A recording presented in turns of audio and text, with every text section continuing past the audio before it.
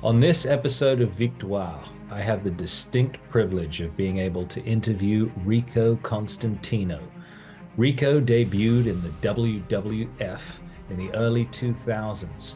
Since then, Rico has done a great many things with his life, and he has also more recently victored many health issues. Join us today as we discuss the victories in the life of Rico Constantino.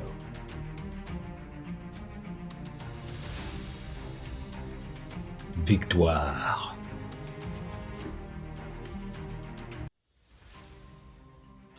Hello again, everybody, and welcome back to another exciting episode of Victoire. I have the distinguished pleasure of sitting here today with Rico Constantino, otherwise known as Rico the Stylist Constantino, a true legend from WWE. Thank you so much for joining us today, Rico. You're so welcome. It's an honor to be here. Yeah, honored to have you. You have a remarkable story to tell, my friend. For those of you who don't know, Rico was a champion in the American Gladiators. He was world champion in OVW, two-time tag team champion in the WWE with two different partners. Of course, manager extraordinaire to Billy and Chuck. All these wonderful stories and tales. But Rico is a phenomenal athlete. And I think that's a good place for us to start, Rico, right back at the beginning, in Thank your you. early training days when you went to participate in the American Gladiators. So tell us about that. Yeah, I was working construction in California in Santa Ana, and it was Santa Ana Airport. We were making it John Wayne Airport, and I stepped in some rebar the wrong way, twisted my knee, so I was at home. And all of a sudden, this commercial came on, and Gemini was on the screen. He says, "All contenders, are you ready for the ultimate challenge? Try out for the American Gladiators." And he does, and I went, "Ooh, he's talking to me." So they did like a four, maybe five city tour ending in Universal Studios. So I went and tried out. And the tryout is the first thing you have to do is 25 pull ups in 30 seconds. Pass or fail, you're out. And then you have to do a 40-yard dash in under a certain time. Then you have to do a ladder race, touch the clothesline, touch the further line, and do that in a certain time. And then you have to do tug of war, uh, best two out of three, pass or fail. And then you get to do the power ball. You're on offense once, and then you're on defense, and then an on camera interview. And then after all that, uh, you get picked. Yeah. And there's 20 men and 20 women. And I think there was 12, 13,000 tryouts.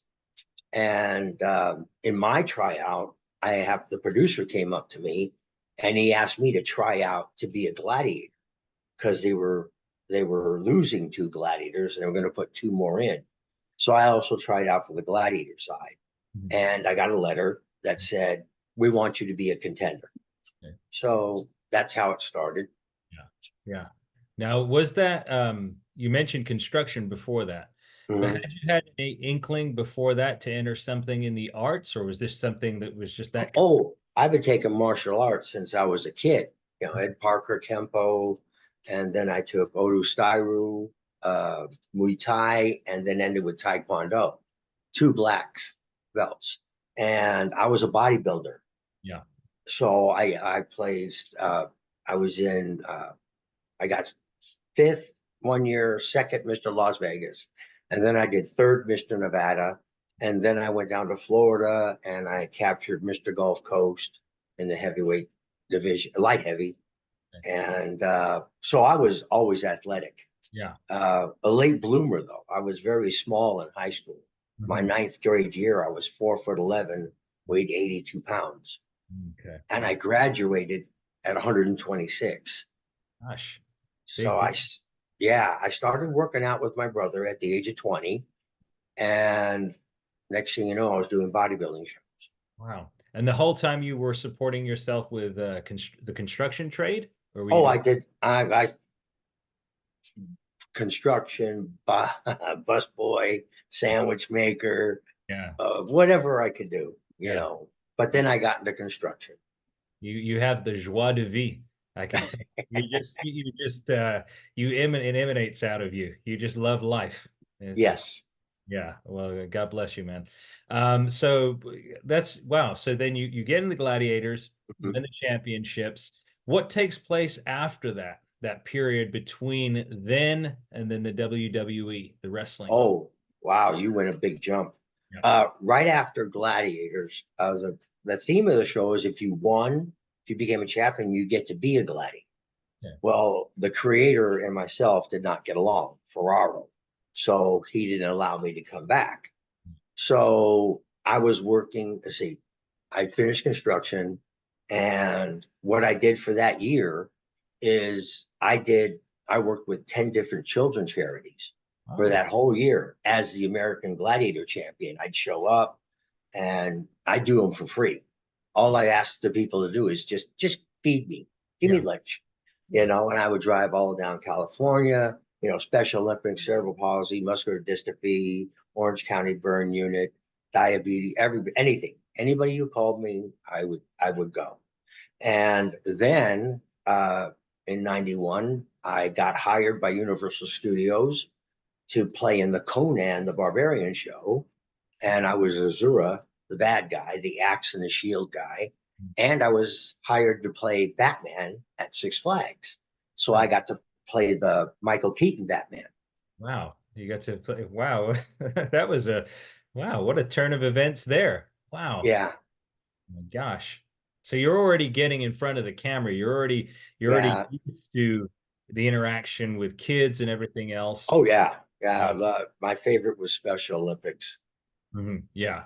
Yeah. Now at this time, because I know you've got a son, were you married at this time? Was your son No, no, I wasn't. I was divorced then, but my son was from marriage in 1981, okay? Okay. So and this is 10 years later. okay, this is 10 years later. So he's a young boy at this time. Yeah, And so wow. So was he inspired by his dad to follow in your footsteps? actually, he got more of my brains than my brawn. Okay. To this date, he's a paralegal for a Wow. large firm here today, and he's pretty successful. Yeah. And my other son is a YouTuber, Okay. So and Smoking Dragons is his page, okay. and he's very successful with that. Smoking Dragons for all you out. Yeah, Check that out. yeah, it's a Dungeon and Dragons Oh yeah. type site. Yeah. Yeah. Yeah. So Yeah. what's the funny thing is ironic, is when I was doing the Conan show, the Dungeon and Dragons people hired me and some of the actors Yeah. to do the video that came with the game. So I was in the Dungeon and Dragons video Oh, wow. as three different characters: a Minotaur, a guard, and an orc, which is a pig. Yeah. And Yeah. I played three different characters in this video. And then my son, years later, Yeah. is is doing a Smoking Dragon Dungeon and Dragon themed Yeah. podcast. Oh my gosh. The small world, eh? Yeah. Yeah, Oh, apple doesn't fall far from the tree, I guess. no, no, it doesn't. But you were a performer. You were right there. So Yes, did Hollywood come knocking at that time? Did you? I did at the time. I had an agent. I did. I did. Not a real. It was a B-rated flick, and then I saw a bad side that I didn't like uh, with that scene, and I just backed out as fast as I could. Mhm. You know, uh, I didn't like what the agent was trying to do, Yeah. so Yeah. I just said, okay, I don't need that. I don't play games, Yeah. and away I went. Yeah. It's interesting, obviously, I've been in and around the Hollywood industry myself. And yeah, there is something to be said about that. People come in with big dreams and aspirations, and it looks all nice and shiny on the outside. But once you start peeling away, yeah, it can go in a very dark way. Yeah, Um, and I don't compromise. no, no, absolutely not. No. And I, know that, and we'll get to that later about your faith and all that. So tell us then, this journey, into wrestling? Because we're going to bounce back and forth between the years here. Tell us a little bit about how that happened. Okay, I was bodyguarding. Yeah. Uh, I got into the bodyguard field at the level of where I met four different presidents of different countries. And that's the level I was at, working with Secret Service here, Secret Service overseas, DOJ, uh, private planes, the whole rigmarole. So I was in Florida with a client. There was a lot of us for this client. Yeah. And my brother here in Vegas owned a bail bonds business. And my brother, he passed away, but he was great at the bail bonds business. I mean, he knew it. He was the only bail bondsman that could get and step in front of a judge and plead his own case. The other bondsmen had to hire lawyers. So he was that good, but he had such a big heart, he couldn't manage people. Okay. So I would come in from wherever, Florida or Texas, wherever I was at, and I'd straighten out his files, look at the video footage because I put up pin cameras and stuff like that. Okay, this one's stealing, this one's doing drugs, blah, blah, blah, blah. And then I clean up the office and go back to my bodyguard job. Yeah. Yeah. So, I was like 2 weeks on, 2 weeks off. And on my 2 weeks off, I was also working for an insurance company, filming people who are going, "Oh, my neck, oh, my back, it hurts." And then I'm filming them playing baseball, golf, landscaping, Yeah. and write my report, turn in my video. And then the people would go, "Would you like to be charged with insurance fraud or just drop your case?" Yeah. Yeah. So I was doing two jobs back then. I was state licensed as a process server, so I served for the courts. Wow. So I was doing a lot.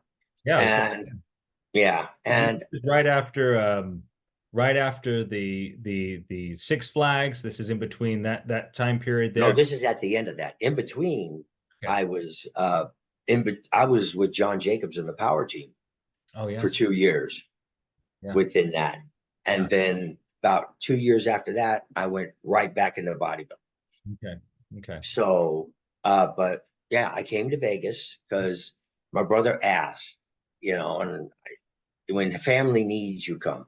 Yeah. So I resigned from my job there, came here to Vegas, was going to be his general manager, and I took the division of insurance, which is the division that runs bail bonds, took their test. So I was licensed through the state of Nevada as, general manager and, for lack of a better word, bounty hunter, when they skip bond. Yeah. So I did that. And my brother was wrestling at EWF with Jesse Hernandez. Oh. And he told me, "Hey, why don't you come wrestle with me?" I said, "Wrestle? I'm 38 years old. What am I going to wrestle for?" I was with working out. I was good with it. Well, he finally convinced me, and you work all day. It's a 3.5 hour drive to San Bernardino, 3 hour workout, and 3.5 back. So we would go twice a week, and I would learn from Jesse. Well, Jesse talked to me and he goes, "You got something." He goes, "I want to work with you." Yeah. And he did. And he did really good because I'm a good listener, especially visually. I'm a visual learner. Okay. You show me, I can mimic it. Okay. And I was with him 8 months. I had 12 matches. I was already his heavyweight champion. And a tape got sent up to Vince. Howard Finkel called me, said, "You want to come up to Connecticut to do a tryout for 10 days? I went, "Sure." I tried out the 10 days. I got signed to developmental. And in July 99, Cornette took me to OVW. Wow. And that's how I started. I gotta ask you, Rico, because what was it like for you psychologically at that time? So obviously this is an 8-month journey. This big thing comes out, WWE. Were you a fan before all this happened? Yeah. Yeah, I've been a fan since I was a kid. In Vegas on Channel 5, we used to watch AWA. Oh, wow. So you go back. And they used to come to town at an old hotel called the Showboat. Okay. So every Saturday I watched, it was called Big Time Wrestling. Big Time Wrestling. Yeah. Andre, Yeah. Warriors, Pat Patterson, Rocky Johnson, Yeah. the Sheik with Yeah. the loaded boot. Yeah. Oh yeah, we would watch that every week. Those were the days. I tell you, that was the golden era right there, right there. Yeah, yeah. So, but psychologically, how was it? I mean, obviously, because we hear about somebody, when their one of their dreams comes true. Did you feel it, or was it just like, were you calm as it all happened? How did it affect you? I was like, okay, Mm. this is the direction God wants me to go in. Okay. He opens doors, he closes doors. And Okay. I learned that when, after I became a Christian, born again. Yeah. So this was an opportunity and everything was falling in place. So I'm like, Yeah. all right, I'm going to go with it. Yeah. I Yeah. didn't know where it was going to lead. I didn't know I was going to get put on the main roster. Mm. But for me, you know what? I wasn't my lifelong dream as a kid to become a pro wrestler. Mhm. I mean, I was a big mark for the Warrior. Oh yeah. I Same. mean, Jim, oh my God. Such Same. a mark is when I was in Sandestin, Florida. I used to bartend in Destin for a place called Harry T's. I used to put Warrior paint on my face, things around my arms. I wore the Harry T shirt, Yeah. but I went to work that way. Wow. I mean, and the boss loved it, Yeah. and the college kids loved it too, because I Yeah. was I was competing then too, Yeah. Yeah. and that's how I won Mr. Gulf Coast. Okay. Well, the Warrior, speaking about the Warrior, because I was a huge Warrior fan as well. Yeah. And one of the first things I said to Jesse when I met him, I said, I love the Ultimate Warrior. Have you ever worked with him? And I believe he did actually for a 2008 mini comeback that the Warrior did. So Mhm. Jesse did work with him. But no, it's incredible. Yeah, I thought he was a great character myself too. So we've got that in common. I Uh, got to meet him once in Arizona. he did. How was he? Yeah, And great. I said, and he had the yellow Intercontinental belt out. I said, can I take a picture with you in that? yeah, He goes, yeah. We get together, and he is huge. yeah. And I got a picture with him, the Wow. Well, yellow Intercontinental belt. and that belt was great. I think that was the one he took to WrestleMania 6 Yeah, against Yeah, I Hogan. think so. Yeah.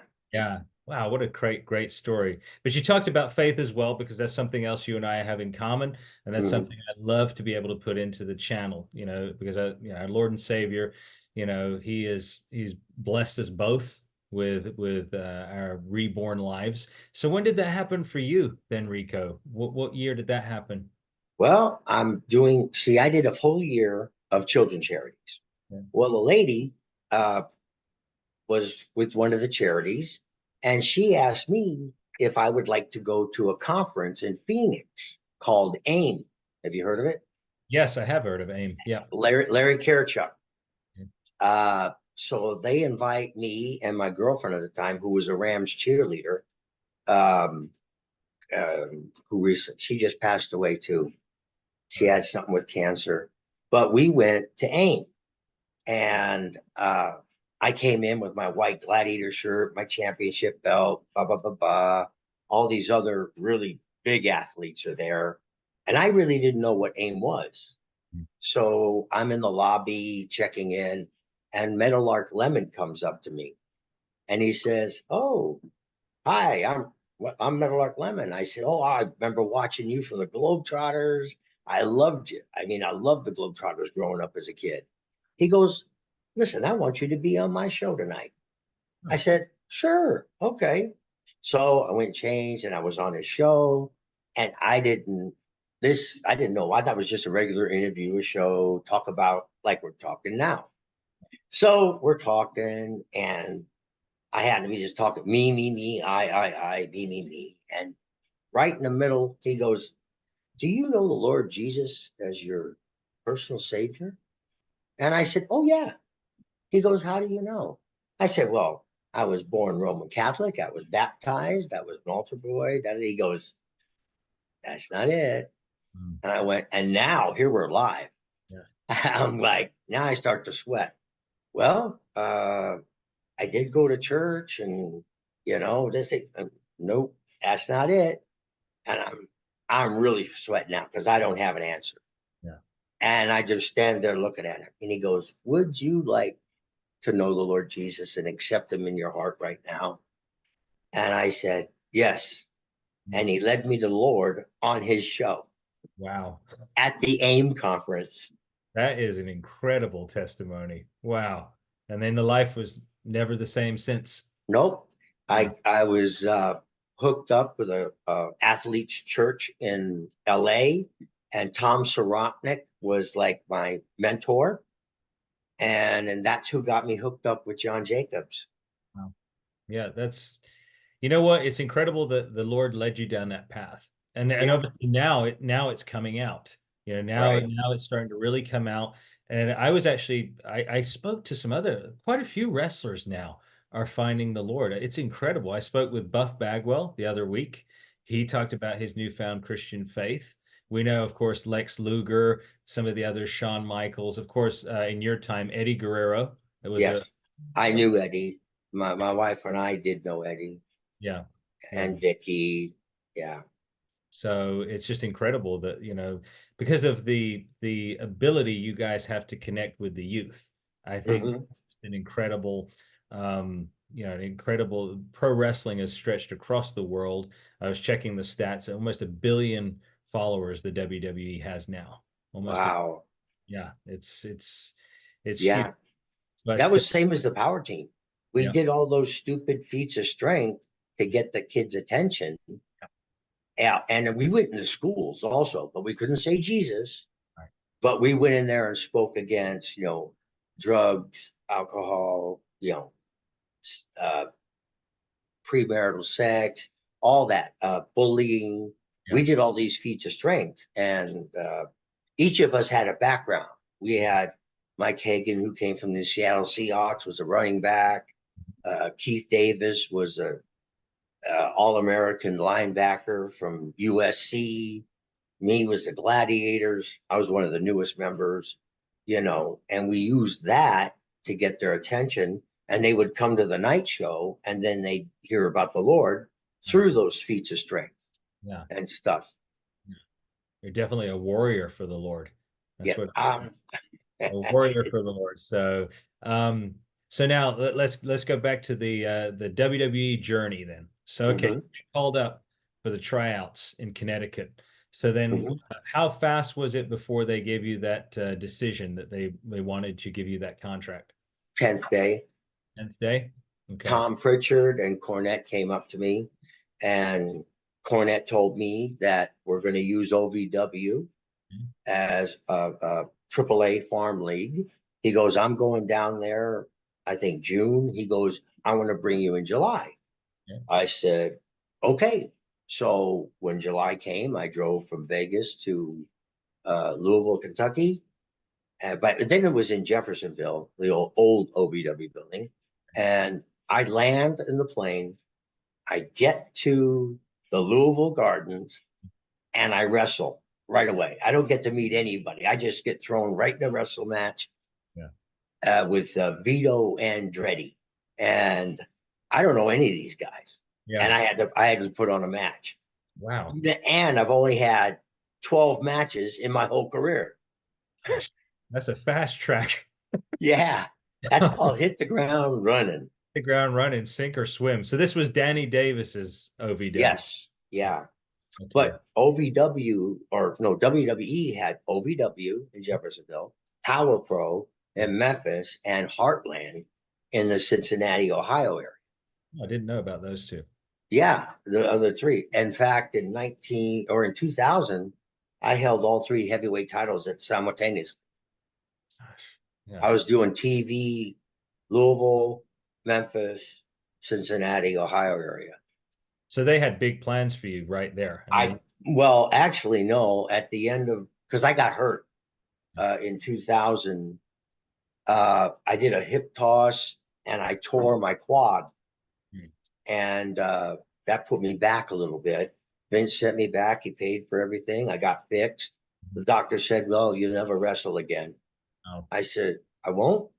He goes, no, you'll never wrestle again. I said, say it again.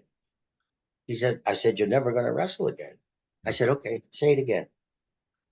He goes, you're never going to wrestle. I said, thank you. 6 months later, I was back at OVW wrestling. Wow. And this would have been 2000, you said? 2000. You started there in 1999, No, correct? I started there OVW I know 99, 99, July of 99. July of 99. Okay, because your debut on TV wasn't it around about 2002, No, 2000, one. I think it was 2001, May 2001. I 2001? came out with Billy and Chuck, and Yeah, that was even a surprise. They yeah, didn't tell me they were going to do that. yeah. And here I'm wrestling. I wrestle all of Danny's, and I started listening to his crew, all of his crew, and mouth shut, two ears open. Mhm. Yeah, And I learned from everybody. yeah, And he had a good core of guys. yeah. And so Who, now I'm in who were the guys at that time that were with you? Nick Dinsmore, Flash Flanagan, Doug Basham, uh, Rob Conway, uh, Vito Andretti. See, we were there as contracts, so we would practice every day, but we had Saturday off or Sunday off. And then what I would do is Nick Dinsmore and Vito Andretti would hold the beginners class for the local people. And I would go to the beginners class and I would learn from Nick and Vito because just to catch up. Yeah, Because here I am now, 38 and a half. I know I don't have longevity because of my age and due to what I did. mhm, Being a paramedic, police officer, bodyguard, American Gladiators, stunt man. That's a lot of wear and tear on the body. yeah, yeah, yeah, So I just wanted to be fit. I wanted to learn. I wanted to get up there, make my mark. mhm, And I didn't know how long it was going to be. yeah. So I would learn from those guys. Mhm. And if it wasn't for those guys really genuinely helping me, they really cared because I never talked back. Like I said, that's why God gave us two ears and one mouth. So we listen twice as we talk. Yeah. Good rule. So I would listen and listen to what they had to say, and it helped me progress. And the funny thing is, when I get called up as a manager. I'm barely a wrestler. So I'm on the phone with Kenny Boland right away. How do you do managing? What's this? What's that? What's this? And then I talked to Billy Gunn, and Billy said, "Don't worry, kid, I got you. Just do what I tell you." Okay. Well, you were a natural in that role. I mean, it was very highly entertaining what you were doing. Yeah. Well, the first week, because I wasn't prepared, I came out black on black, Yeah. and I didn't want to do that. And you can see the sideburns just starting to come in. There's a story with Raven there because I was wrestling one night heel, one night face in different house shows, and heel or face at a dark match. So Raven asked me, "What do you like to be, a heel or a face?" I said, "I like being a heel." He goes, "Then do something about your face." Hmm. I said, "What's that mean?" He goes, "You're too pretty." I said, "Okay." He says, "Grow some sideburns." Yeah. I Yeah. said, "Okay." But he wanted me to do the honky tonk sideburns, Yeah. Elvis sideburns. Yeah. Well, I don't follow like that. So I went out and copied Wolverine. Yeah. Why not? It was popular at the time. It just came out, right? I think the Wolverine movies. Yeah, Yeah. I should have been there, not Hugh Jack. Yeah. Exactly. You would have done a better job. Yeah, no, I'm not gonna say that. He was good. Yeah. Yeah. But so I did Black on Black, the first debut in Ottawa. Mm. That's where I debuted. Okay. Um, and then I went back and I asked Vince, I'm the stylist. Yeah. My hairstylist? What kind of stylist am I? And Vince said, flesh it out, work it out yourself. So I got no help from creative. So I came home and I'm laying in the 30-minute tan bed and my mind is running, it's racing. And I finally come to the conclusion. I said, stylist, I'm going to be an image consultant. That's what I'm going to be. Image consultant for the tag champions. Yeah. I'm from New York. I'm posh, wear all these wild clothes. So Yeah. I immediately made a phone call to Godfather. I said, "Oh, Bear," because I've known him since the 70s. Yeah. I said, "Bear, where'd you get those clothes?" And he told me where to go. And I went there, started picking stuff out. I'm going to wear this, I'm going to wear this. I'm going to do this. I'm going to do that. And I Yeah. put belly button rings in my ears. So if I wore red glasses, red shirt, Yeah. I had red belly button. Blue, Yeah. same thing. So I Yeah. started out with the alligator suit. Then I came with the snake skin. Yeah. And then came the tiger stripes, Yeah. you No, know. it was great. And that's it's now, I mean, we always thought that creative was involved in all this, but now no, they just gave you a little snippet. Did they even tell you about the stylist, or was that something that you picked? No, I talked to Vince. I said, what kind of stylist am I? He Yeah. says, he looked at me and said, flesh it out yourself.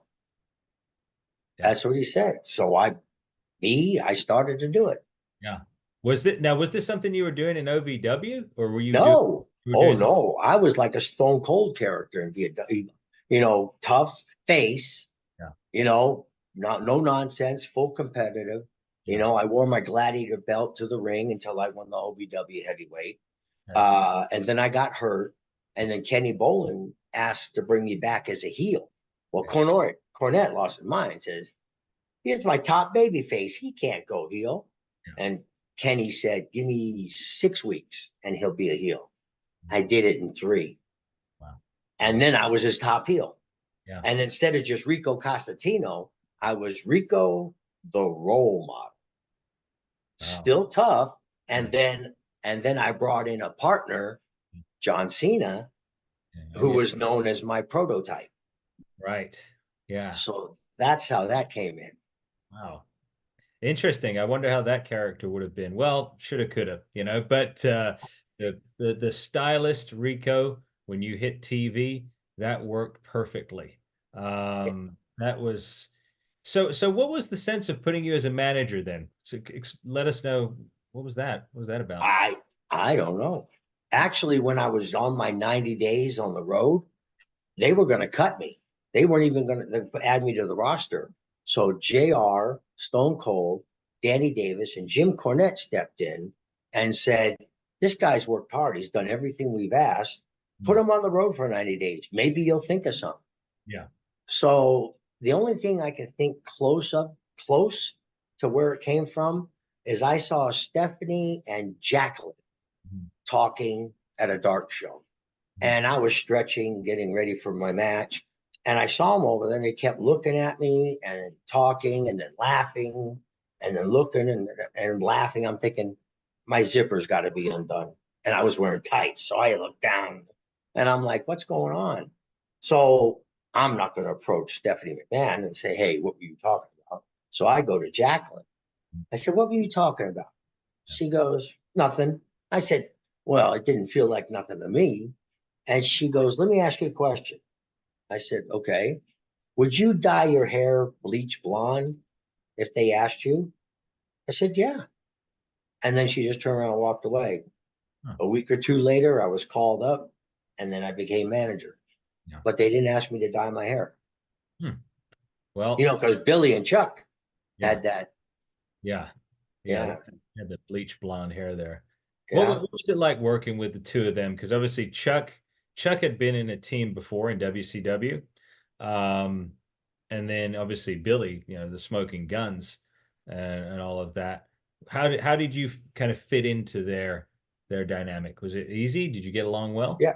Yeah. Well, Chuck and I followed Billy. Okay. Billy, he's a tag team phenom. Yeah. How are you not going to listen to Billy Gunn? Yeah. Yeah. He's You and he's know, going. Or actually, I think maybe he just retired. I think. mm, But he was still on TV in AEW, still in the same shape he was yeah, back with you he's guys. amazing too.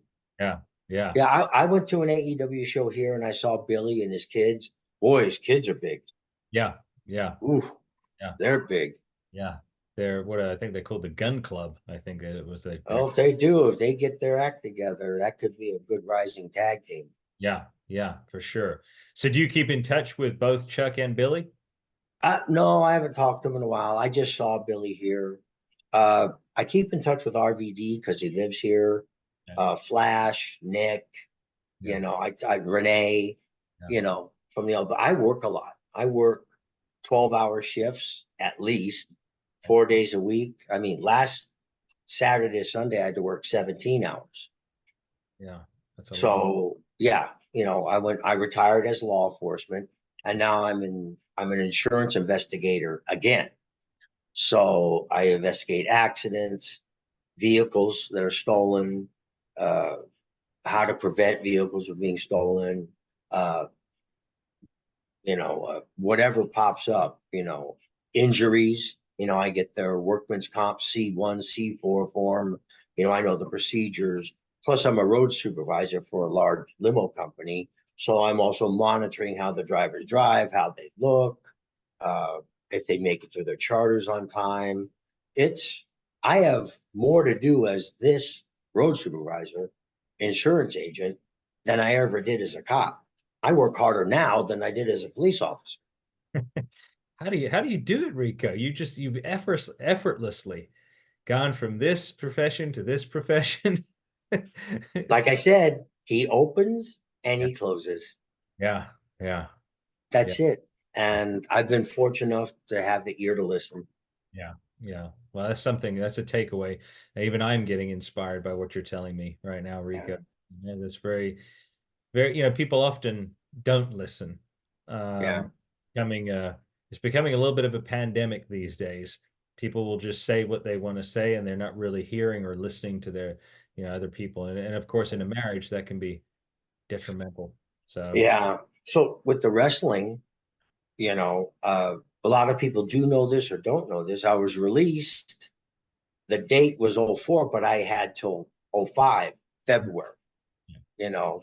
And so I stayed at home 90 days and he was still paying me. And all Japan kept calling.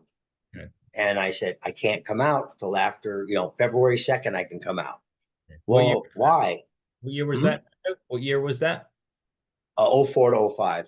105. Okay. So they were calling me like every 2 weeks, 3 weeks, come out, come out. I said, no, I'm still under contract. Mhm. Well, we don't recognize that here in Japan. I said, but I recognize it here.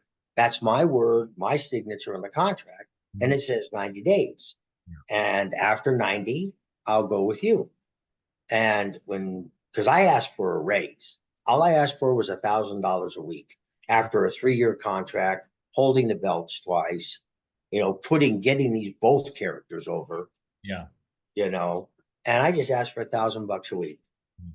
you know, and I wasn't making, large six figures, Mhm. I just thought I earned it. Yeah. Well, he said no. Mhm. I said, okay, I'll give you till, the end of January, February 1st. And he didn't call. I was on the plane to Japan. Strange. The whole Yep, situation was strange. Like I said, because you were involved, for those who don't know, with 3 count, Rosie a and 3 minute warning. 3 minute warning. Sorry, 3 minute warning. 3 count was the WCW team. Sorry, I apologize. Mhm. But No, yeah, Rosie and Jamal. yep, And then you were in a team with Charlie Haas. And that then was funny. Ricky, that was funny. Actually, before he got on, I watched your match where you freak him out. And he goes out through the arena. Yeah, yeah, that was I started. That was my because this is when they did the Adrian character. I was a heel on Raw, Mhm. so they had Kane crush me. I came back SmackDown. I did Velocity one week with Jamie Noble, and the next week was Charlie Haas for SmackDown. Yeah. And Pat Patterson saw the chemistry between us. And the next week we were in Canada, I think, and Rikishi and Scotty Too Hotty was holding the belts. Yeah. And Pat says, "You guys got to win the belts tonight." Well, Yeah. they already had a match. Well, Pat went into Vince and he changed the whole show right there. Yeah. So it was Charlie with a surprise tag partner because Benjamin went to Raw, and it was Rikishi and Scotty. And I came out just after kissing him the week before. So we won the belts. Yeah. So Yeah. the triangle was Jackie liked me, I like Charlie, Charlie liked Jackie. And me pinching him his cheeks, pissing his butt, and doing all the crazy flamboyant stuff was to get him so outraged that he'd take it out on the opponents. Yeah. Yeah. Yeah. It worked. So It worked. It yeah. and that Adrian Street character. So Mhm.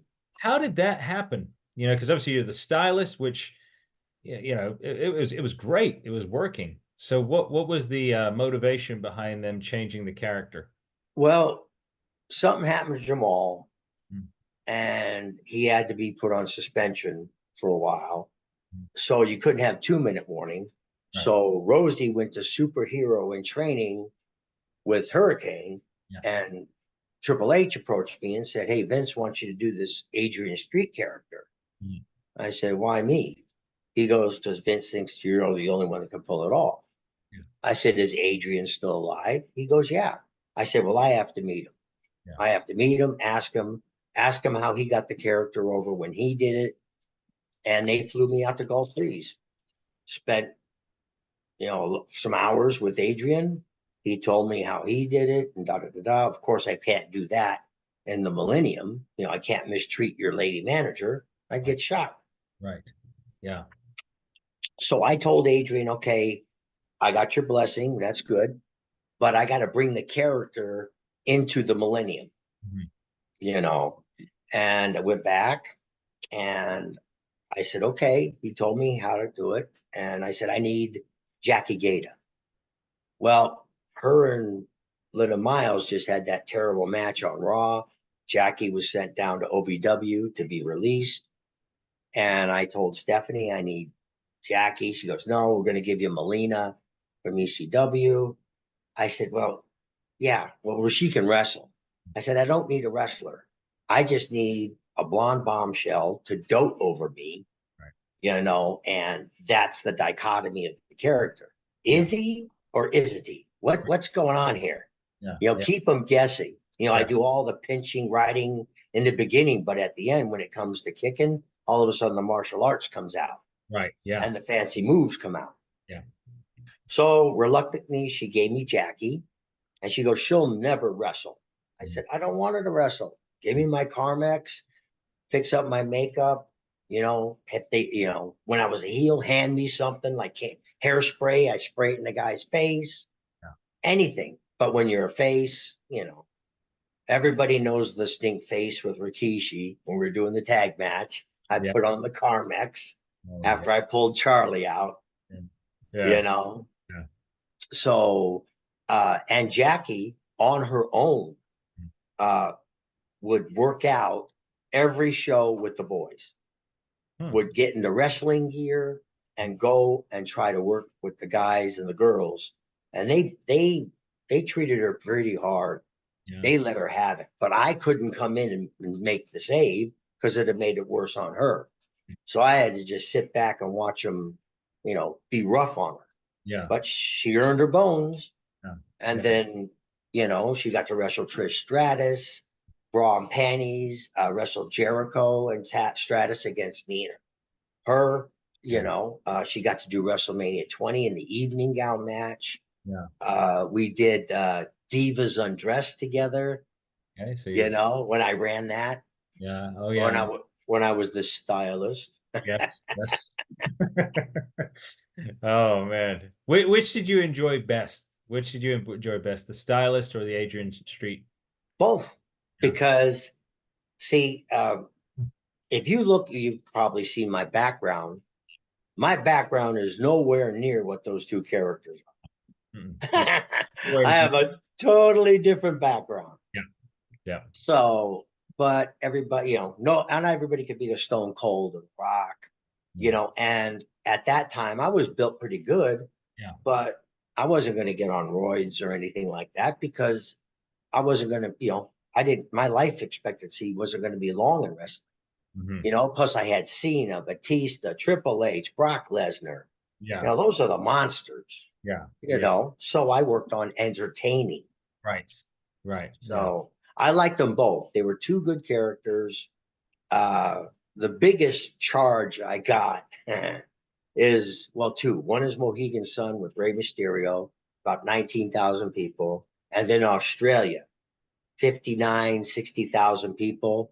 I was wrestling a kiss my ass match with Rikishi, and 60,000 people in unison in Australia yelling, Rico sucks.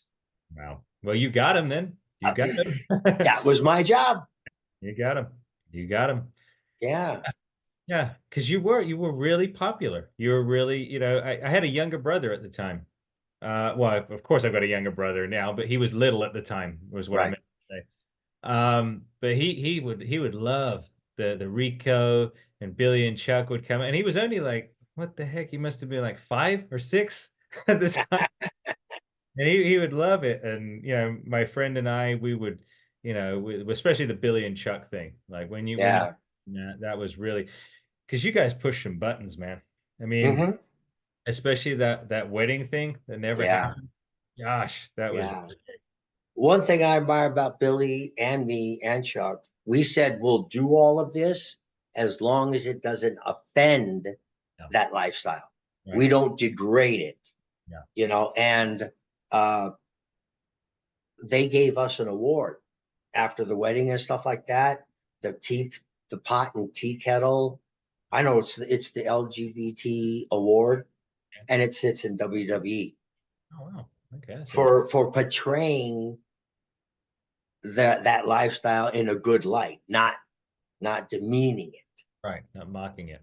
Yeah, Or mocking, yeah, which is so easy to do, which is you don't do. right. I remember I went head to head with a writer and a creator. He wanted me to come out in, when Gold Dust got stripped and you had the bustier and Yeah. they wanted me to come out in that. Mm, At one time, I said, "So you're going to kill the character?" mm, yeah. What? Yeah, you're going to kill the character. So do you have something else lined up for me? Mm, Well, no, this will be funny. I said, no, it won't. This has nothing to do with my character. mm, Nothing. yeah. And I refused. Mm, So what I did is I came out. It was for the Jackie Trish Stratus bra and panties. So I had some Velcro. I had some pants made Velcro. I had a yellow thong with sparkles on it, and a netted shirt. And Trish, I tried to get involved, and she threw. I went reached, missed, so she bounced me in the ring. And we're in Salt Lake City, yeah. Mormon big time. Yeah. And then she takes me by the pants and rips them off. Mm. And it's at Thanksgiving, and there I am standing with my G string, my pink sparkly. I bet that went down well with the people there. It did. Yeah, They yeah, were cheering. I was like, Salt Lake City. yeah, yeah. Well, it was kind of an interesting time for you guys right then because we were actually out of the Attitude Era. That was Yeah, we're we were ruthless aggression. Ruthless Aggression, which had some similarities to the Golden Era because obviously we got Hogan came back, Nash, Hall, some of these old faces came back. Uh, Hmm. Flair. Now Yeah, I got to wrestle Flair. you beat him, right? Yeah, Wow. yeah. I think that was Vince's way of saying good job in the wedding, Yeah. because I've never gave long promos. My promos were only very short. And the first time I did a long promo was when Chuck proposed to Billy. And then the next week was that wedding. That was like four, maybe 5 pages to memorize, because it was all one thing and you couldn't go cut. And some things when I said and did triggered something else happen, like when the Godfather came in Yeah. or when Eric would speak, stuff like that. So I didn't mess it up. And I think that was Vince's reward for saying, good job Yeah. on the wedding. Yeah. So I got to go over clean on Flair. No, that was incredible. And then speaking of the promos, Rico, because now I know at EWF because I interviewed one of the guys who's on Jesse's circuit right now yesterday, and he was saying how they are allowed to be off the cuff, which is great in the independents. So, Mm-hmm. at your time in WWE, were all the promos scripted for you guys at that Mm-hmm. time? Okay. Yeah, but everybody was scripted. But the like Stone Cold or Rock or the big names would read the script and had the ability to internalize it and make it their own, and Right. still say the same thing, but not word for word. Yeah. Okay. I hadn't reached that yet. Yeah. Well, when you were you taught off the cuff? Mm-hmm. Okay. So was that a big adjustment for you to now be um, doing scripts? No, Hollywood Oh yeah, there you go. Yeah. scripts. Yeah. Just another day at the office. Yeah. Yeah. So, And Cornette was really big on hitting your marks on promos in OVW oh, or Power Pro or Heartland. You you could go a little bit on your own, but you better hit these points because if you didn't, you felt Cornette's wrath. yeah. That's interesting because Cornette, I wouldn't have thought that because he came up again in that era where it wasn't so scripted or hardly at all. Oh no, he didn't like the scripted wrestling. Didn't? Okay. No, no, he was against that. He wanted you to talk it out in the ring. But his promos, he doesn't care, but you have to hit your points Okay. at the right time. Yeah. Now, what was your relationship like with Jim? And what is Great. it like today? You still speak with Jim on occasion? No, I haven't spoke to him. I speak more to Kenny Bolin, Okay. and then they had a falling out. Um, but yeah, Cornette, he only got mad at me one time is when I forgot to poke somebody, the referee, in the eyes. And out of almost a year and a half, only one time messing up, Right. that's not bad. Not So bad. he'll give you the rant and this and that, but it's forgotten right afterwards. He Yeah. doesn't hold a grudge. Yeah. No, that's good. So yeah, and him and Kenny Bolin were friends for 40 years or something. So I had an advantage. So when Cornette was explaining what he wanted for taping or TV, I'd talk to Kenny. What's he really mean? And Yeah. Kenny would go, he means this, he means that, he means this, he means that. That's why I never messed up because Kenny knew what Corny was talking about. Yeah. That's So yeah, you really were at a time when you got to see the greats. You got to see the actually the best of the golden, the attitude, and then the newcomers, the ruthless aggression, which you were a part of. What an yeah, incredible time to have been in wrestling. That yeah. I yeah. mean, Cena, he was very professional, came to work, but we didn't spend time afterwards, Mhm. But when we worked, we worked. Yeah. And you have Kenny Bolin, who's a great mouthpiece, and John, I don't have to say anything there, and then me. Yeah. But we fed off each other. Yeah. Nobody tried to steal the show or do more, but we would just that's what made the Bolin services click when John and I were Southern Tag Team champions.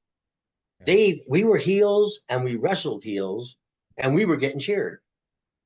Funny how that happens. Funny how that happens. Yeah. What about your schedule though, Rico? Back in those days, you were under contract for about what, 4 years total between the Uh, OVW or yeah. five? Oh, no, about almost six. Almost six. Almost Six total. 6 years. So for those 6 years, were you on the heavy schedule of the 300 plus days a year, Well, or yeah, I was heavyweight champion for all three territories. the OVW? Yes. Yeah. So I was traveling all the time, how did you deal with that day by day.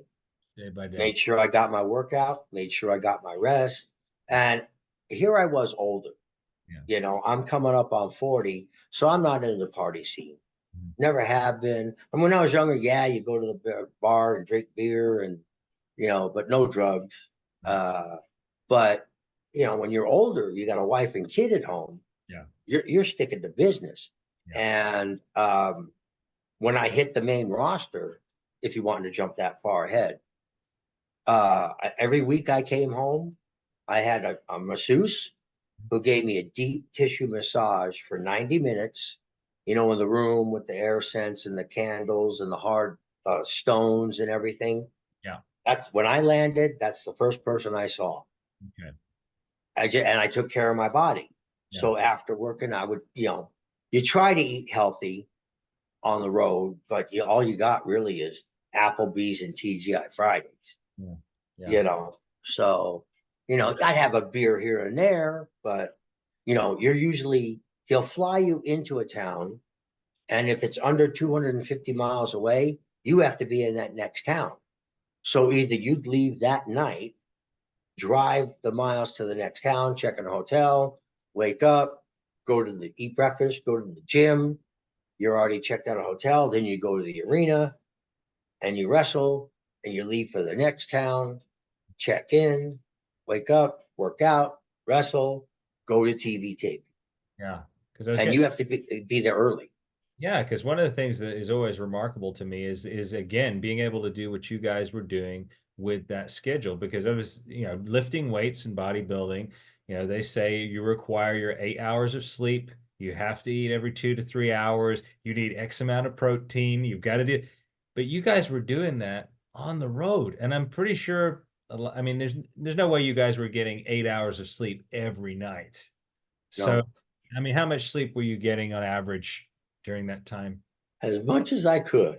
Uh, That's why I drove after the show okay. to the next town so Yeah. I can get in bed early. Yeah. Show's over 10, you know, 10 o'clock, 11 o'clock, and I'd have all my stuff packed in the car, and then I'm already shooting for the next town. It wasn't as far, sometimes it was 150 miles. Okay. You know, you get that done 200 miles away. You get that done, and you've already called that town because you got the schedule, you Yeah. booked the hotel, and you got to rent a car, Yeah. and you just go there, and it's easy to fall asleep for me, especially after driving. Yeah, I can imagine. Yeah. And Yeah. were your expenses covered by you guys at the time, or were WWE?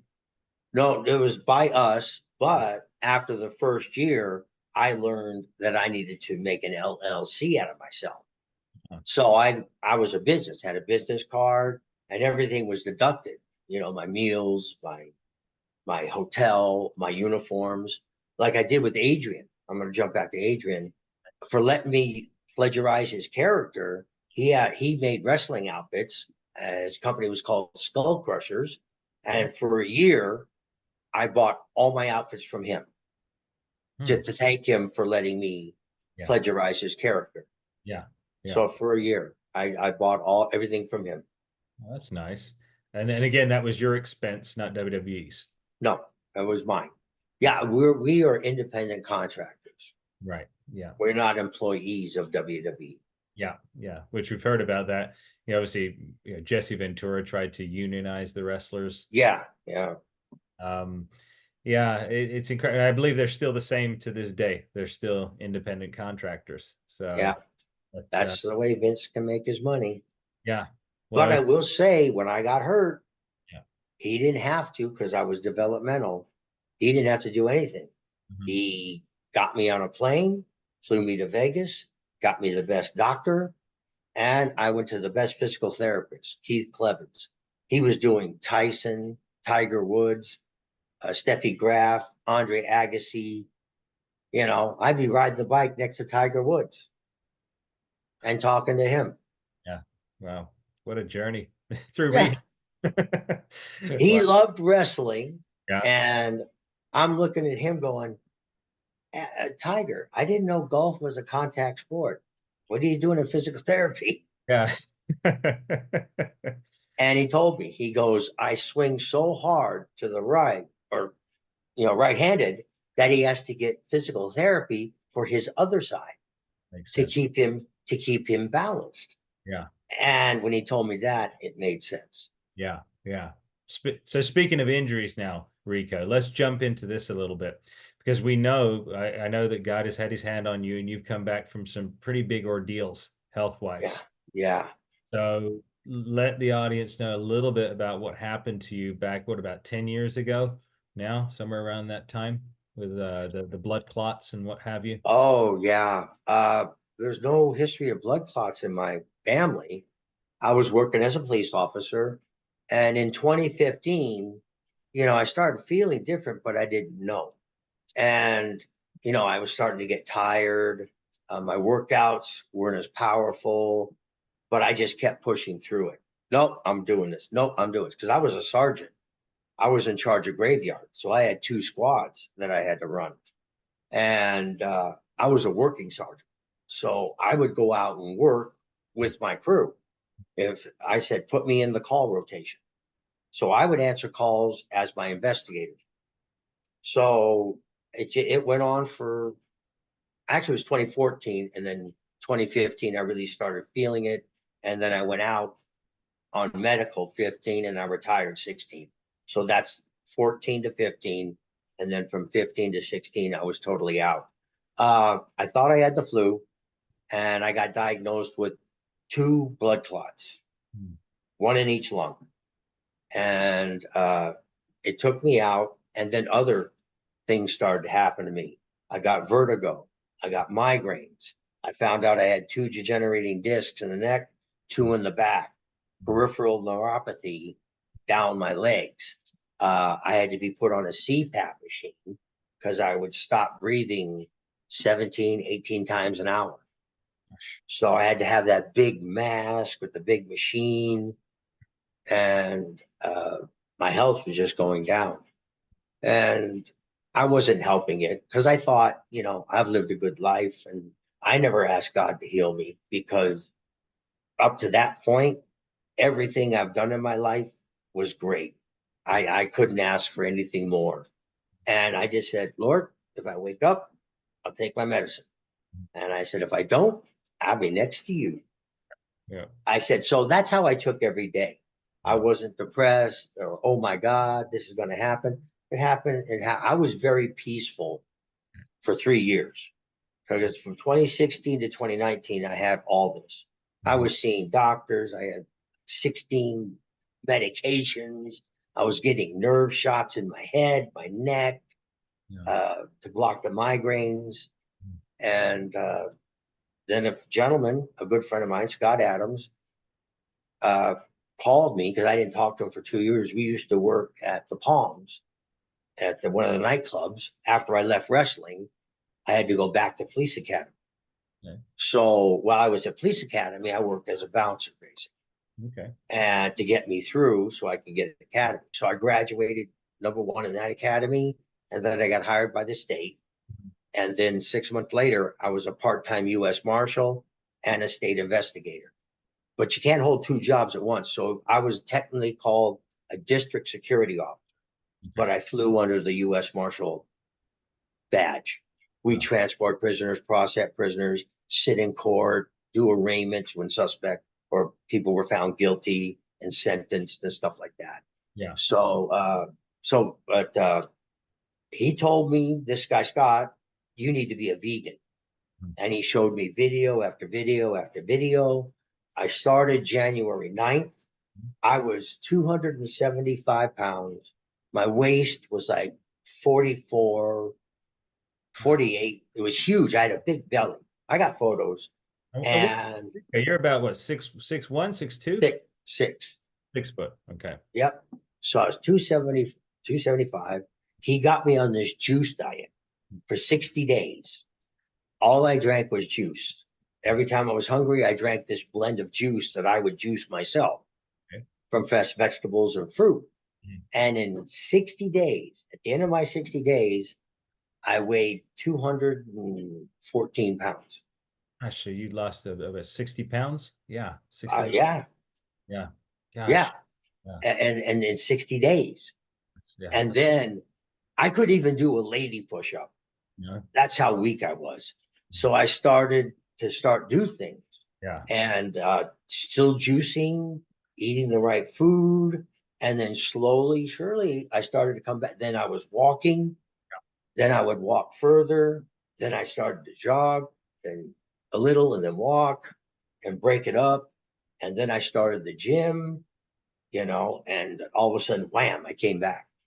No, that's incredible. You said you've got photographs. Are they handy with you there, or Yeah, of how, oh, I'll show you how bad I got. the transformation? Oh my gosh. Yeah. Yeah, that's yeah, because you've been in shape your whole life up until that. Well, very small, but yeah, in shape. Yeah. Let's see. Okay. Okay. Oh, that's the side view. Hold it up a little bit. Yeah, we can see it. Yeah, now I can. That's me. That's a side view. Gosh. That's not a spare tire. That's a truck tire. Gosh. Yeah. Oh, and here's the front view. Oh yeah. And it doesn't even look like you. No. Yeah. And then right before I got injured, I got injured, and a week later I took this photo. Okay.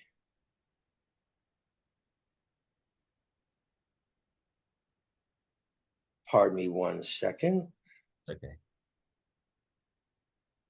I'm looking at your fish in the background there. Yeah.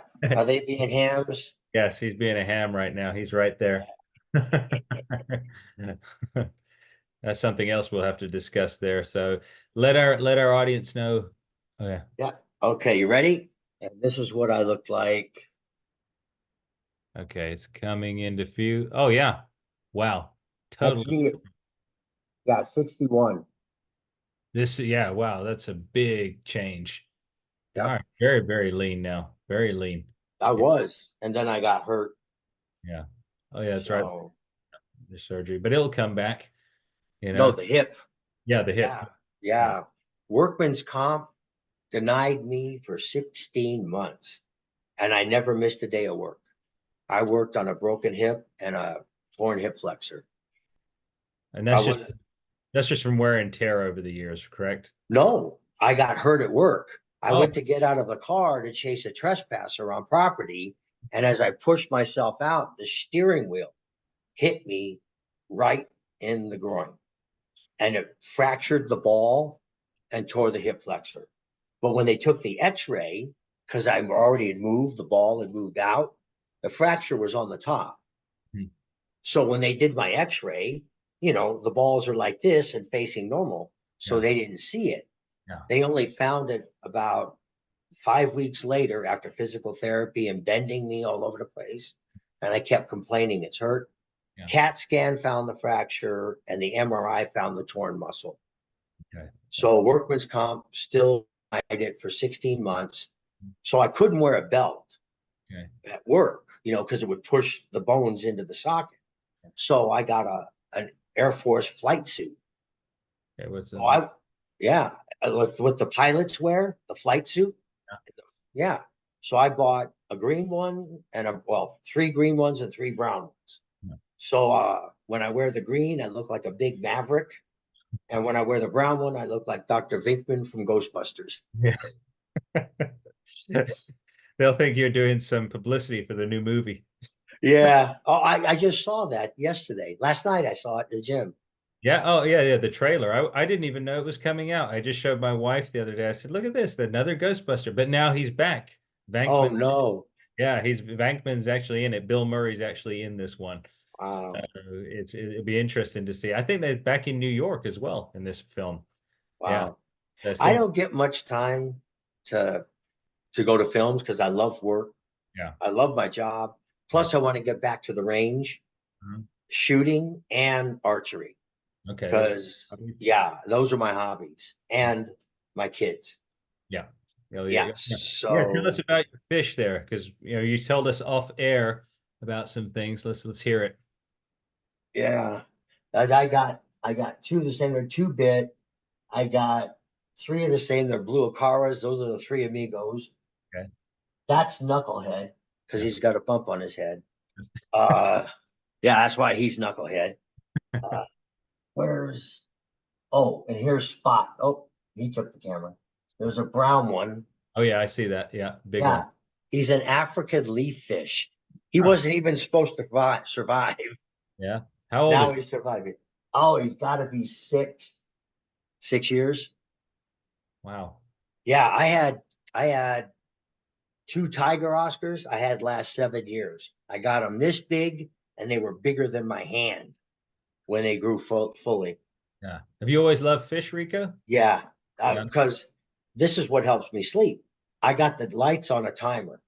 Okay. So when I lay in bed, they're swimming around and I'm looking at them and just admiring them. And then all of a sudden, next thing you know, I wake up in the morning and their lights are out, because it's on a timer. Yeah. And that's how I relax myself. Oh, very natural. Very, Yeah. very nice, actually. I never thought about that. Yeah, very relaxed. Yeah.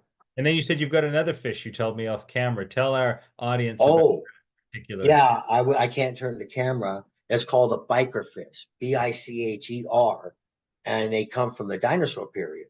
There's fossils of them, and they can breathe air and they can breathe oxygen through the water. I got three little ones right now. They'll get up to about maybe a foot, foot and a half.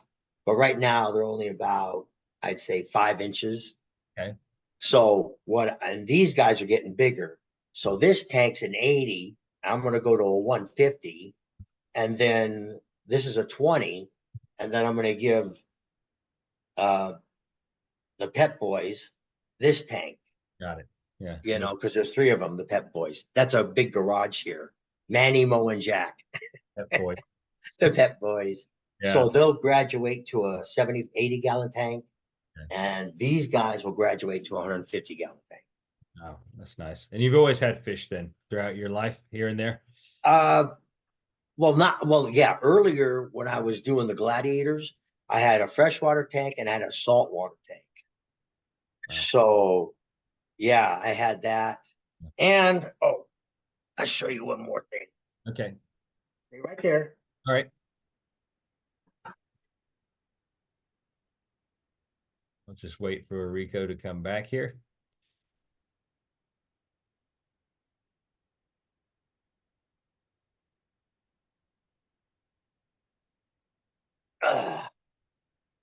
I am also the lover of reptiles. Oh. This Oh, is Houdini. Houdini, little Wake snake. up. Yeah. Yeah, he's a ball python. Huh? There Oh, he there, comes. there he goes.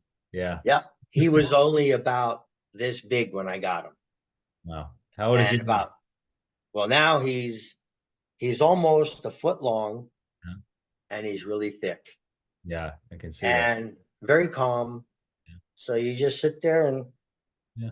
put him around your neck and he'll just stay there. Go to sleep. Yeah, well, the warmth. They're Oh, cold blooded, yeah. Yeah. so they like the warmth. Yeah. And I feed him once every 2 weeks, once every three. Yeah. So, And he eats frozen food. yeah. So I thawed out and then I put it in hot water so he thinks it's alive. This way, there's no diseases and you're not watching an animal get killed. Right. Right. You know, it's already dead. And that's what he does. All right. Yeah. Cool. What about your sons? Your son, rather, your son. So, So do you get to spend a lot of time with him now? I know you're working a lot, yeah, but my son here in Vegas, his name Brandon. He's a paralegal and he works for a large law firm. And my son Rico Jr. It lives in California, and he's a podcaster, and he has a podcast called Smoking Dragons. yeah, the Smoking Dragons, the Dungeons and Dragons. Yeah. Yeah, yeah. So you get to, have you ever been on there with him on his show? Oh, I've had the hip No. Yeah. since September 28, 2022. Mobility was terrible. Now I'm getting mobility back, and I'll drive out to California, and he wants me to come on with him. But like I said, right now, like I said, I'm 8 weeks ahead of schedule. I was supposed to be out 8 to 12 weeks. I was out only 4 and went right back to work. But the muscles have not grown around the prosthetic yet. So it it's a little piston slop, a little bit. So I got to get that tightened up. Yeah. Physical therapy can only work my lower half. When I Yeah. go to the gym, I can only do my upper half. Yeah. Yeah. Well, it'll come back. It'll Oh come. yeah, You've been doing yeah. that next, so it'll be fine. Um, I guess another question I have for you, just as we slide into the end here, um, when you were wrestling, when you were in WWE, what is one of your most memorable moments for you? I have so many because I was like, I was even starstruck. I mean, here's all these guys I watched on TV, especially through the 80s, 90s, Yeah. and then I'm here. Yeah. You know, I had a lot of great guys. There's only one gentleman I didn't care for, and but everybody else I got along with. Yeah. Uh, Wrestling Rey Mysterio, Mohegan Sun, that was a great match. Ric Flair winning the titles. You know, uh, I have a total of 8 titles that I had replicated, and my American Gladiator Yeah. Championship belt. So I have all my belts downstairs, replicated and put in cases and stuff like that. Weren't you also on the cover of the WWF magazine, WWE magazine? At I one, was supposed to be, but I got hurt. Okay, yes, I heard about that. Yeah. But when I was in Japan, because they used to call me Mo Miyagi. Okay. What is Yeah, that? What does that mean? that's exactly what I said. Yeah. We wrestled Tokyo 2 days, and I went out to wrestle Stevie Richards. So I was the heel, he was the face. So I get out there, and Japanese crowds are different. They're not like Americans. They sit there quiet, and if they like something, ooh, then they clap and they watch.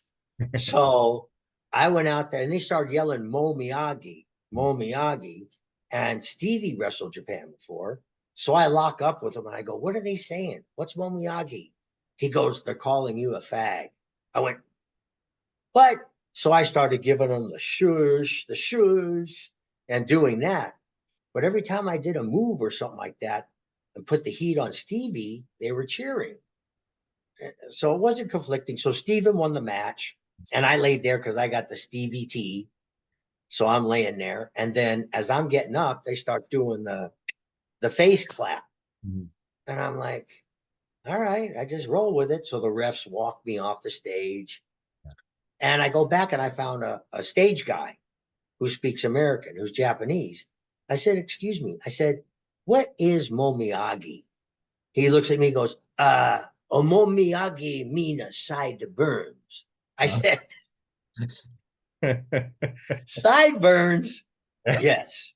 I Yeah. walk up, I smack Stevie on the back, and I said, "Momiyagi means sideburns, not fag." Yeah. He goes, what'd you ask me for? I'm not Japanese." Oh my gosh. That's hilarious. That's So when I went there, I used to do this. yeah. So all of them did this. Yeah. And sumo is the best. That's the top athletic sport. Professional wrestling is number two. Yeah. So, I mean, the sideburns you couldn't hide. So I got recognized everywhere. They So were they, pretty evident, those sideburns. oh man, they were real. Yeah. Now Yeah. look at them. I mean, I got all salt, no pepper, Right. but I don't dye my hair. This is my natural color. That's good. That's good. So Yeah, but this, well, it's distinguished. thank you for the compliment. Distinguished. That's nice. I Distinguished. call I call it old. Well, I think, as you've gotten, as we all grow old, we gain wisdom, and you have gained a wealth of wisdom throughout your life. Thank Um, God. thank God, praise God. Yeah. Um, is there anything on your mind that you would like to do outside of what you're doing now? Is there anything you're passionate about right now that you'd like to do in the future? I would like to do one Royal Rumble run in. Wow, there we go. It's I want out. to get into shape Yeah, and I want to do a run in. just a Knock a few guys out and then get kicked out. just one run in, one run in. That's it. I That just would, want to do a run in. yeah, that would be good. I mean, now in the next year or so, that would be the time, Rico. Yeah. We've got all these guys are making comebacks. Yeah, but I just want to do a run in. I don't want to be a comebacker. Yeah, yeah, yeah. But you could, Because go ahead. Oh, he's all right. He just moves around. He just yeah, got caught up in the earplug. yeah. No, running would be great. So, do you think how much time do you reckon it would take you to get ready for just a run in terms of Well, I'm doing pretty good already after the second week. The first week, oh my gosh, in the middle of the second week. Now I went last night. I go after work. So I work 12, 13 hours. I go right to the gym. And I'm starting to feel it now. I'm starting to, everything's tightening up. yeah, yeah. So it's not so loose. I went up to, for the 16 months and surgery, I ballooned up to 224, but it wasn't the good way. I had a belly. So when I knew I was going to get the surgery, I started dieting. I got down to 214. Okay, Now I'm back up at 224. okay. My waist was a 30, 37, 38. Now it's 35. Okay, so it's coming down. Yeah, So it's coming down. yeah. Plus, I'm on all protein. Only carbs I really get is oatmeal in the morning, about 2.5 servings of oatmeal with fruit Yeah. and some protein powder in it. So that's the only carbs I do. I'm letting my body feed off itself. Yeah. Uh, Egg whites, chicken, egg white steak, egg whites, egg whites, Yeah. egg whites. Well, I hear you, man. I get in trouble with my wife for all the eating. Yeah. Oh, Well, I don't get to eat every couple hours because well, I have the whole Clark County when I'm out there working, which is 8,000 square miles. And I have uh, two companies, four independent limo companies, two tow truck companies, and two cab companies, and a lot of the major hotels, private limousines, okay. Mirage, Venetian, Palazzo, Caesars, Paris, Rio, Flamingo. So what I mean, there's hundreds of cars that I'm responsible for, Yeah, that's a lot, a and lot. hundreds of people too. Yeah, yeah, it's a big responsibility. But that's nothing new for you because you've always, I mean, obviously listening to you, learning all about you today, God has given you that responsibility. You've always Yeah, been in the public. Now you're serving the public in a different way. right. You're Yep. serving us when we were younger, you were entertaining. And I'm sure, yeah, obviously, now that you've come through the health battles and you're on the mend, I think only another great chapter is just in the making here. You mentioned something in another podcast, Rico. I wanted to ask you about it before we close. Um, that your son documented this journey of your recovery of all the health issues. Oh, I documented it. I want my son to put it together. That's correct. Your son's going to put it together. Yeah. Yeah. So how's that looking? I, I broke my hip, so that put that on hold. Oh, So, and he's really rocking with this podcast. yeah. So, I don't know. Either he'll do it or I got to find somebody to do it because it shows me at my worst every week. Mhm. I took pictures and a couple times a week I took video with the CPAP, my blood pressure. My blood pressure was like 190 over 110 all the time, and I had the cuff and I would show that and I'd show me walking and doing the juicing and just my progression. And you see within the 60 days how I went, whoop. Yeah, yeah. Now, and you became vegan. Are you still a vegan now? I'm vegan-esque Vegan. because I have to have my egg whites. I got Yeah, to have my chicken and I got to have my steak. yeah. But, and I'm a crazy maniac for sushi. Okay. I have to get an all you can eat Yeah. because I had one sushi guy. He was at an old sushi house. Me and my brother walked in, and we would, this was back when it was in the 80s. It's like 12.95 per person, and we walked in the double doors, and Jimmy the chef went, "Oh no, Constantino, brother, we closed." Oh my gosh. He told me we eat like killer whales. Oh man. You're gonna eat him out See, of business. yeah, I got a place here that I go to, Samurai Japanese Steakhouse, and Yeah. I've been going there over 10 years. I don't even order. I just sit down and they just serve me. And when it's busy, they got the hibachi thing going. I just sit there. I'm there 2 hours Yeah. Wow. and I just eat sushi, sashimi, Yeah. sit back, green tea, Yeah. and Yeah. that's my reward every week Yeah. for Yeah. working hard and Yeah. looking in the mirror going, did you do your best today? Did Yeah. you actually put it all in there? Did Yeah. you help? Did you help somebody? Yeah. Did you, even it's just listening to Yeah. somebody vent, you Yeah. know? So I do a lot of that too. They call me a road supervisor, but I kind of categorize myself as a coach Yeah. because I don't want the drivers to feel I'm there to ax them. Mhm. I'm there to help them because I have three rules. You ask somebody, then you got to tell them, and then you got to make them Right. Right. in business. Yeah. And I also believe in the three F's Yeah. as when I was a police officer: firm, fair, friendly. Yeah. Yeah. And you follow that, and that can make you a good leader. Yeah. People will want to follow Yeah. Absolutely. And or believe you. we need to hear and see more of that in the society, especially the youth.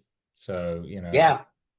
Now, was that because you just sparked another question, your upbringing, your parents, uh, Yes. now you're very driven, obviously, and you've got this desire or natural inclination to want to serve and lead.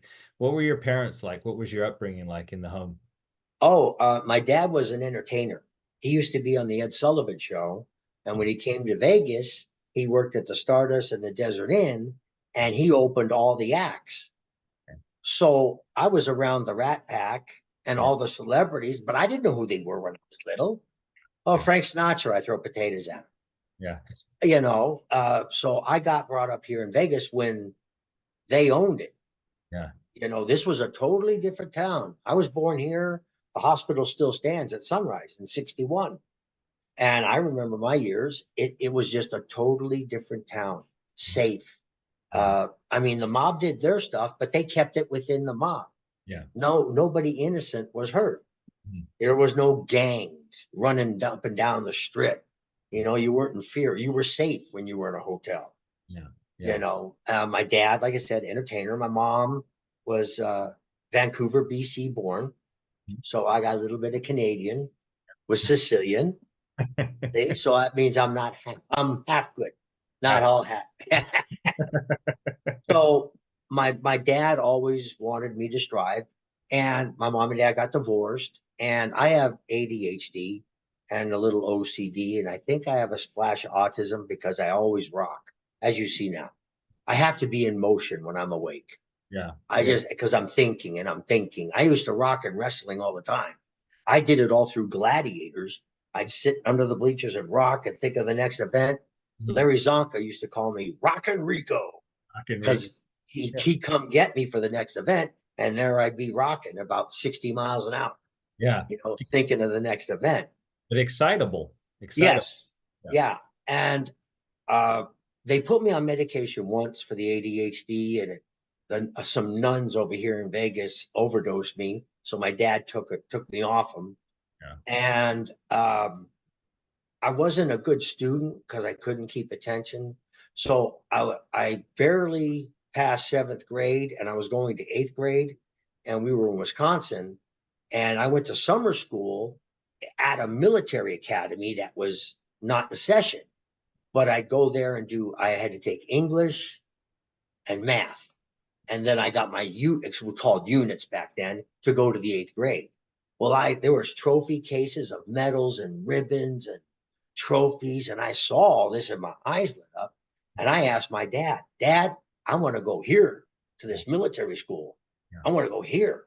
yeah. So he paid, and I went there my eighth grade year, and I got one ribbon, one medal, and one stripe my first year. Wow. And then in my freshman year, my parents moved from Wisconsin to California, but I stayed at the military school.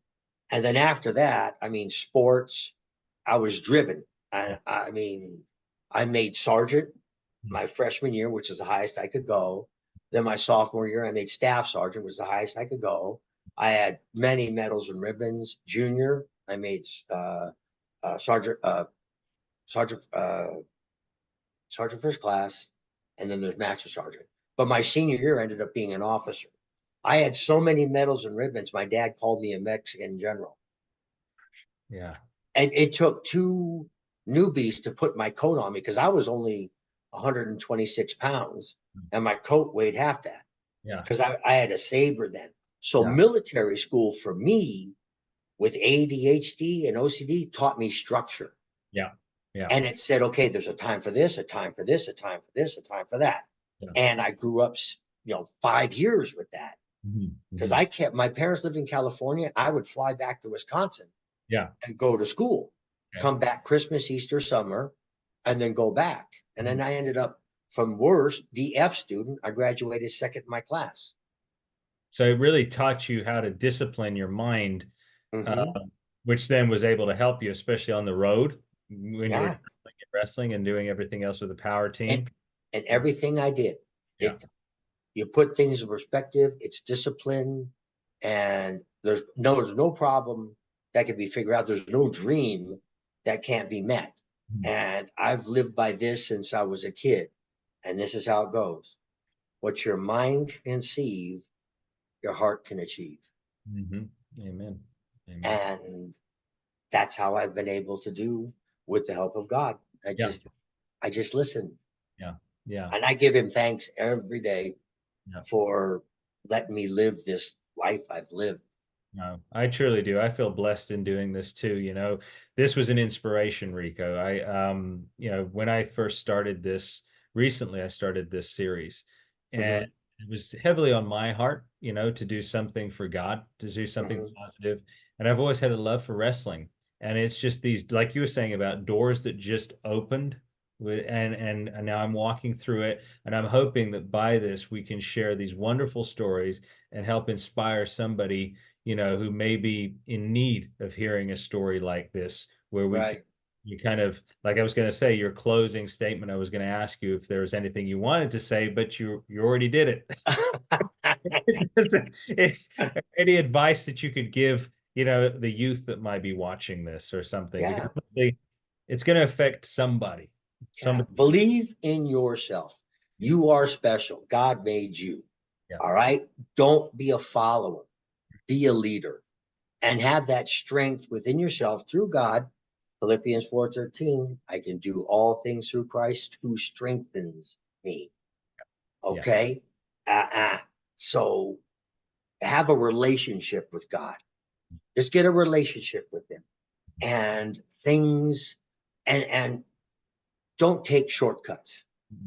Don't. Anything worth having is worth working for. And if you gotta have go through the hard bumps. I've had people on different podcasts ask me, would you change anything in your life? I said, no. Even the bad times. I said, how do you think I got where I am? I went through the bad times and learned not to do that again so I can continue on. Injuries, health, letdowns, disappointments, failures. I've had all that too. I am not this all of a sudden all success story. The road to where I got is long, rocky, and a lot of hard work and a lot of looking inside, and finding out what type of person you are. Are you the go getter? Like I said, what this can conceive, this can achieve. Amen. And Amen. I'm living proof of that. And I'm nobody special. I was just a small kid that got bullied in Las Vegas who graduated at 5'8", 126 pounds. Mhm. Mhm. Mhm. And you'll have naysayers in your life. They'll always put you down. And those are the people that are jealous. I had Shane McMahon, Shane, Vince's son, when we were working out in the ring, one TV taping, came up to me and with a straight face told me, you're going to be nothing but a flatbacker, Hmm. which means as a jobber. Yeah. You're never going to be successful. Yeah. You're going to be a flatbacker. Mhm. I smiled and I said, thank you, sir. Mhm. And I took two characters that Vince made me do. Yeah. And by the grace of God, they worked out. I retired in '05 and I still get to do podcasts. People still remember the characters. That is humbling. I still get people send me self-addressed envelopes with cards or uh, pictures with them. I say, just send a self-addressed envelope. I'll sign it. I'll send it back for free. Yeah. And Yeah. that's what I do. Yeah. Or I Which, come on podcast. yeah, which is amazing. We're happy to help share a little bit more of you with the world. Like you said, they may have said that to you in the past, but the character that you created and the personality that you have just projected on that screen, and they can't take that away from you ever, and it will Right. remain forever. And it's just giving you that other platform now to go out and to continue to be an inspiration and help and encourage others. Well, in the near future, I've had, I guess you call them promoters or something, where wrestlers go to autograph Yeah, signings. yeah, yeah. Like the wrestle cons and all that. Yeah, I guess, yeah. I've had three promoters approach me recently, and they want to put me out on the road where I could talk to people, yeah, sign autographs and stuff. I think would be great. yeah. I think. But right now, under workman's comp, I Yeah, can't do anything. yeah, So as soon as I get cleared, I told them I would be honored to come out. Yeah, I but think. you got to pay. Yeah, of course. Yeah, they've got to take care of that. They've got Yeah, to yeah, take care of that. But yeah, I think the timing would be right. It would be right for you now at this point in your life with everything that you've garnered over the time, all your time in the pro wrestling industry. And you're just in essence, you are a success story post pro wrestling. We hear so many stories where they go through all these bad times, not like you health wise, but they harm themselves or they do this or they can't handle it. They can't change the course after that. It's right. all they know. You are Yeah. a success story. You've not, you're happy, you're positive, you're, brimming with happiness. So I mean, it's just it's remarkable. You've inspired me. So Oh, it's thank just you, sir. yeah, yeah. Thank you, sir. Thank you. See, and you're still in your prime. I Yep, debuted on WWE at 40. yep, yep. You did. Yep, you did. See, Yep, look yep. what's ahead of you, young man. Yes, yes, I know. We could still do something. So something maybe on the mic, maybe a manager. Yeah. Yes. Yes, indeed. Yes. Well, I hear God. I hear God opening those doors, and he's Yep, he's pulled me back. Like I said, Rico, this Victoire series, which means victory in French, obviously, right. Victoire. Um, it it didn't really necessarily start with interviewing wrestlers, but then somehow it has, and somehow all of you guys that have been brought to me are all believers. And then I went to Jesse's show actually on Saturday. He just did a show in San Bernardino. It was Mhm. by the way, some great young talent out there. Um, so we'll see. We'll see what happens. We'll be out there in June. You are going to be out there in I'm June. going to come out there. Yeah, Are you Jesse gonna, asked. He asked oh, me to come out, oh, okay, all so right, I'll be out there at the June. I think it's June 15th or something like that. okay. I'll be Yeah, there. ask Jesse. I got the promotion on the phone, but I don't want to go back to my phone. Okay. But yeah, so I'm going to drive out. All right. Well, I'll be there. I will. Good. I will shake your hand in person. I would love to Yeah. chat with you and hang out more and introduce you to my wife and everything. Uh, it We'll, would be great. It'd be an yeah, honor. yeah. Yeah, absolutely. Well, I thank you so much, Rico. It has been a pleasure. It has been my honor to be able to interview you. Thank you for all the contributions you made to entertaining my teenage into young adulthood with all that you did. And thank you for sharing an inspiring story, an encouraging story for everybody today. Yeah. Really I appreciate it. thank you. Thank you, brother. All right. Well, until next time, everybody, this is Victoire. This is Rico, the stylist, Constantino. We'll see you next time. All right. Thank you. Thank you, Rico. Okay. Thank you for tuning in to another episode of Victoire. Please be sure to like, share, and subscribe to our channel. If you would like to get in contact with us, please use the email address in the description of the video below. And until next time, Victor what you must victor in your life, Victoire.